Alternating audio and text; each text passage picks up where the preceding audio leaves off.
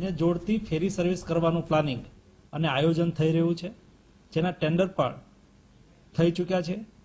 આનાથી જે રોડ માર્ગે 600 કિલોમીટરનું ડિસ્ટન્સ થાય છે, એના જગ્યાએ દીવ અને દમણ વચ્ચેનું અંતર એ 200 કિલોમીટર થઈ જશે.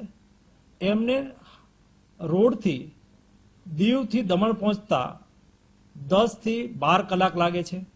એના બદલે એ સમય ઘટી જશે અને 3 થી 4 કલાકના સમયની અંદર દીવથી દમણ પહોંચી શકાશે.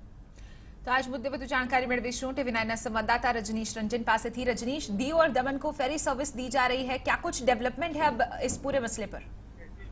देखिए, शिपिंग मंत्रालय ने ये बड़ी घोषणा की है और खुद केंद्रीय मंत्री मनसुख मांडविया ने हमें ये जानकारी दी है कि दीव और दमन के बीच जो 600 किलोमीटर की दूरी 10 से 12 घंटे में तय की जाती थी और 600 किलोमीटर की ये पूरी दूरी है, उसको कम किया गया है फेरी सर्विस के जरिए.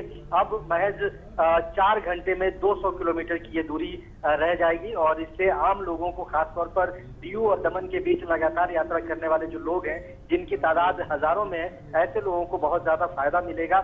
ये बताया जा रहा है कि इसी साल मई से ये फेरी सर्विस शुरू कर दी जाएगी और साल के 4 महीने जो बहुत बरसात के मौसम रहते हैं उसको छोड़ दिया जाए तो साल के 8 महीने में ये लगातार फेरी सर्विस चलती रहेगी और इससे आम लोगों को, जो वहाँ के लोकल हैं, उनको बहुत ज्यादा फायदा मिलेगा.